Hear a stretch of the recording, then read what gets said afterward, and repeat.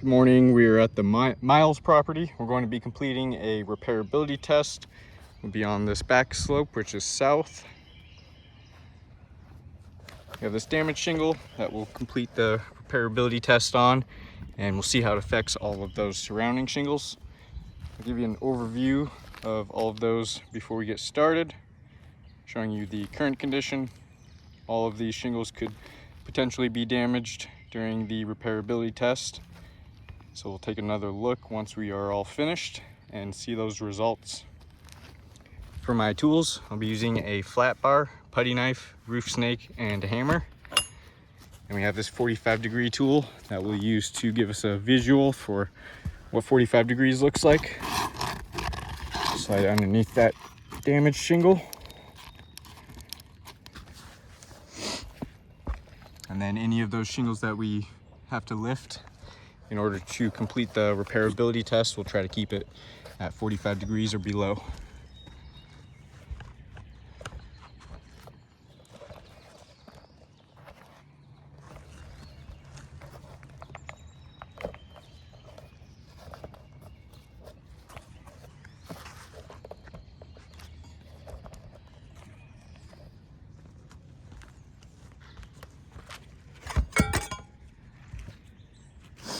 All right, we'll go ahead and get started. We'll start by unsealing all of those surrounding shingles. We'll use the putty knife to unseal the top shingle.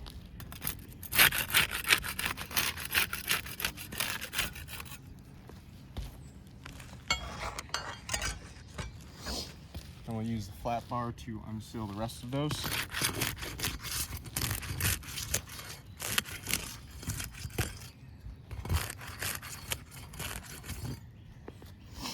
We'll start removing those nails.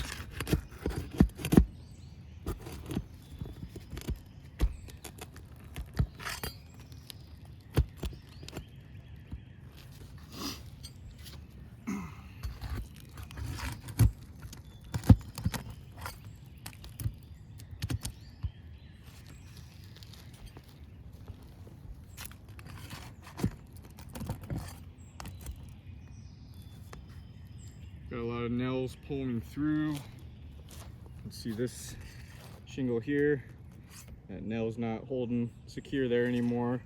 Pulled through, fractured that matting on that shingle.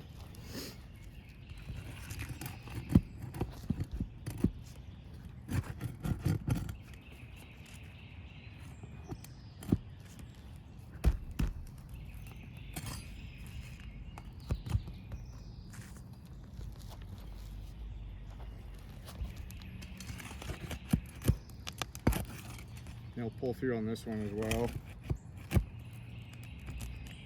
Looks like that actually tore the edge of that shingle there.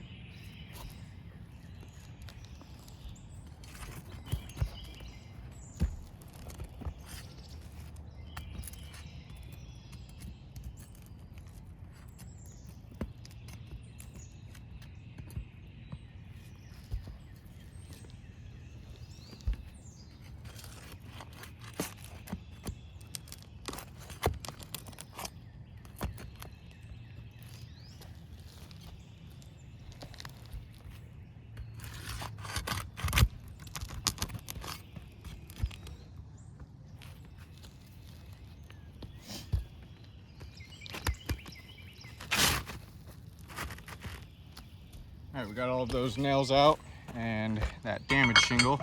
We'll go ahead and just simulate a repair. So we'll slide that damaged shingle all the way out, and then we'll slide it back in, doing everything you would for an actual repair. So that should give us the most accurate results in determining whether or not this roof is repairable.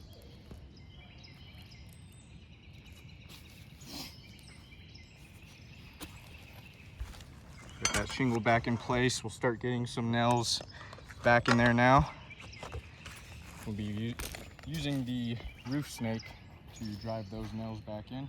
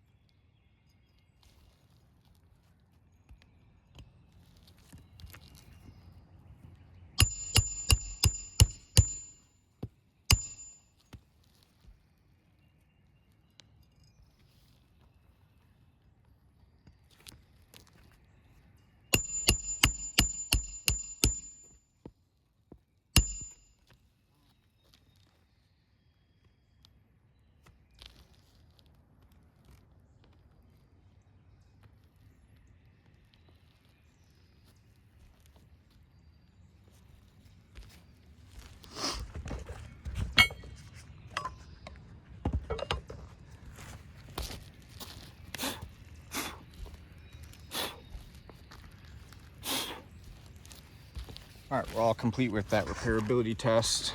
We'll take another look, give you another overview of all of those surrounding shingles.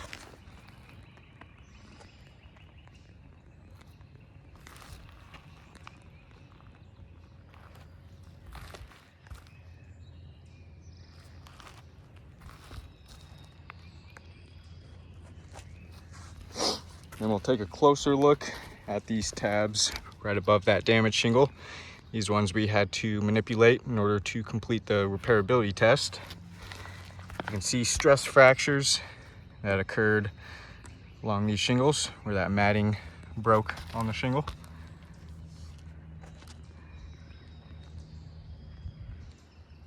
Those stress fractures will be damaging the integrity of those shingles. You can feel where they're much weaker in those areas with the stress fractures. It's going to not allow the shingles to do what they're designed to do. They're designed to shed water. And with the matting being the main component for the water shedding, these shingles' water shedding capabilities are going to be compromised.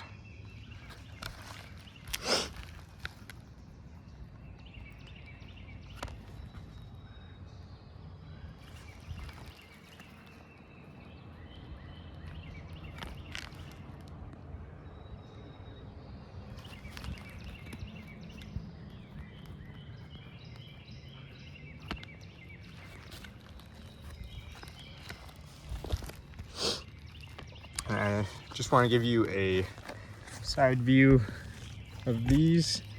You can see when we lift them up where there's kind of a sharp bend in the tab. That's where that matting is fractured.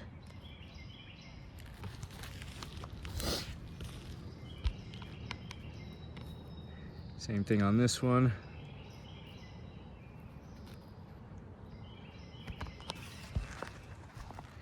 And we'll take a look underneath, see if we're seeing any mat transfer.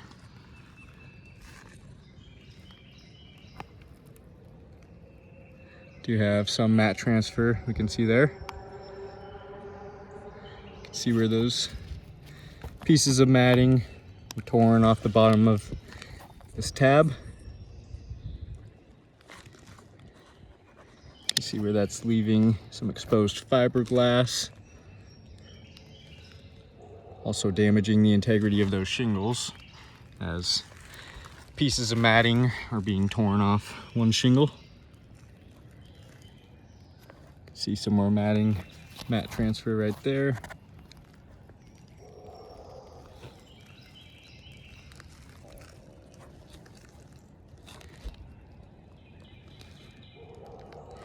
We have mat transfer along both of these rows.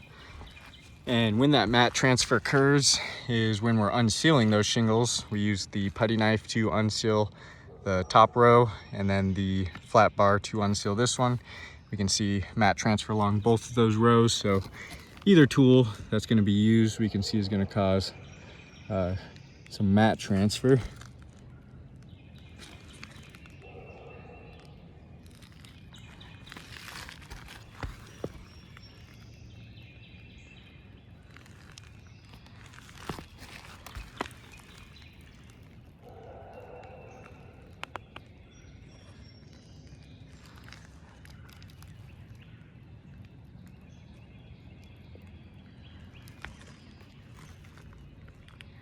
We have those stress fractures, mat transfer. We'll take a look at those nail pull-throughs. See this nail here. We're removing that toward the edge of that shingle. Pulled through and fractured that matting. You can see where that hole there where the nail was much larger than it was before. We have some damaged matting on the shingle there. Same thing over here.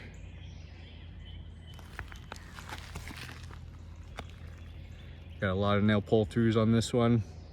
You can see where all of those were damaging the matting there. You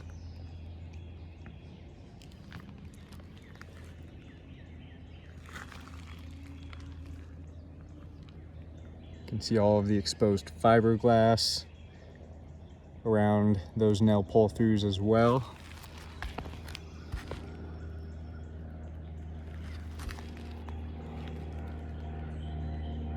So with all of those damages that occurred during this repairability test, I do not believe repairs are feasible to this roof. We have an additional 3 damaged shingles. We got the 1 tab on shingle 5, shingle 6, and shingle 8. 3 additionally damaged shingles just if we were to replace or repair 1 wind damage shingle. And with those damages, that's going to be concern for potential water intrusion. And we can see the wind damage on this roof is very widespread. We got it all over the whole roof here, all over the back slope and all the other slopes. You can see all the way down towards the bottom there as well. So with the wind damage being widespread, all of those wind damage shingles that are going to be repaired, they're going to be left in a condition like this. Damages with potential water intrusion. So this insured will have potential leak hazards all over their roof, anywhere those repairs are going to be completed. Along with an additional 3 damaged shingles for every single one of those repairs. I don't believe that would be indemnification, leaving the insured with more damaged shingles than they previously had, along with potential leak hazards all over their roof. So I do not believe this roof is repairable, and I will go ahead and chalk up all of those damages and get some better pictures of those. Thank you for your time.